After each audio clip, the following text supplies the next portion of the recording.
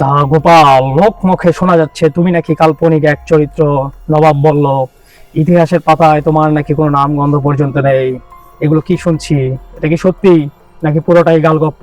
তুমি নিজেই বলো তো। মহারাজ, আমার জন্ম 1800 শতকের মাঝামাঝি মুর্শিদাবাদে। এটা তো আপনি জানেন। আমার এক বড় ভাই ছিল, এটাও আপনাকে বলেছি, যার নাম ছিল কল্যাণ। বর্তমানে আমার বংশ লোপ পেয়েছে, এ ধরনের তথ্য উঠে এসেছে লোকগাথায়। এটাও আমার কানে এসেছে।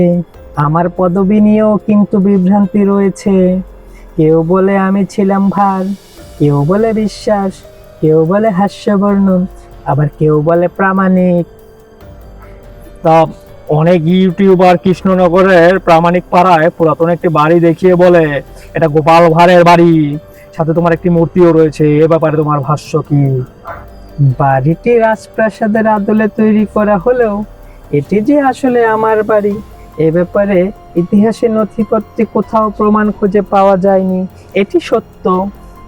আর প্রামাণিক পাড়াতে আমার যে মূর্তি দেখানো হয়, সেটা তো কয়েক বছর আগে স্থানীয় এক রাজনীতিবিদ তৈরি করেছে। এটাও সত্য। এটা আসলে আমার বাড়ি কিনা সে ব্যাপারে স্থানীয় লোকজনের মধ্যেই যথেষ্ট সন্দেহ রয়েছে মহারাজ। ইতিহাস কিন্তু বিজ্ঞান। ইতিহাসের পাতায় তোমার কিন্তু কোনো অস্তিত্ব নেই গোপাল। তা ঠিক, কিন্তু আমি যে আবার নেই, আমার অস্তিত্ব কিন্তু বিজ্ঞান পুরোপুরি অস্বীকার করে না। তা ভারতচন্দ্র রায়গুণাকারের অন্নদা মঙ্গল কাব্যে মহারাজা রাজসভা ও সভাসদদের নাম পাওয়া গেল, তোমার নাম কিন্তু পাওয়া যায়নি গোপাল। এমনকি কৃষ্ণনগরের রাজবাড়ির নথি, দিনলিপি ও অন্যান্য দস্তাবেজ আমি ঘেঁটে দেখেছি, সেখানেও তোমার কিন্তু নাম নেই। এ ব্যাপারে তুমি কি বলবে? তা সত্যি মন্ত্রী মশাই, কিন্তু ইতিহাসের দলিল ও নথি কিন্তু আমার অস্তিত্বকে আবার পুরোপুরি অস্বীকারও করে না। কিছু কিছু চিত্র আছে মহারাজকে ঘিরে, যেখানে 5 জন সভাসদকে দেখানো হয়েছে। একদম ডান দিকে দাঁড়ানো মোটা ও বেটে করে দেখতে ব্যক্তিটিই আমি ছিলাম বলে অনেকে মনে করেন। না না না না না, গোপাল, তোমার এই যুক্তি কিন্তু আমি মানতে পারলাম না।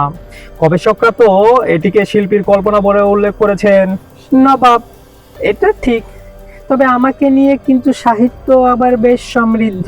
শ্যামাচরণ মুখোপাধ্যায়ের কৌতুক বিলাস, যা কিন্তু আমার হাস্যরস ও কৌতুকপূর্ণ কাহিনীর একটি সংকলন। এছাড়াও শ্রী নগেন্দ্রনাথ দাশের লেখা নবদ্বীপ কাহিনীতে লেখক নিজেকেই আমার বংশধর দাবি করেছেন। তা শোনো কৃষ্ণচন্দ্র, এই আলোচনায় আমরা যা বুঝলাম তা হলো গোপাল ইতিহাসে না থাকলেও লোকগল্প তাকে অমর করে রেখেছে। ইতিহাস চায় প্রমাণ, দলিল আর নথিপত্র, লোক কাহিনী এগুলো চায় না। সে চায় হাসি, আনন্দ, প্রতিশোধ ও প্রতিবাদ। গোপালের গল্পে যেহেতু সাধারণ মানুষের বেঁচে থাকা, রাজা ও শক্তির প্রতি বিদ্রুপ এসবই আছে, তাই গোপাল বেঁচে আছে লোকগল্পে। সুতরাং বাস্তব না হলো গোপাল ভাঁড় মানব সমাজের হাস্যরস ও বুদ্ধিমত্তার প্রতীক। কি বলো তোমরা? ভিডিওটি ভালো লেগে থাকলে আমাদের চ্যানেলটি সাবস্ক্রাইব করার অনুরোধ রইল। Thanks for watching.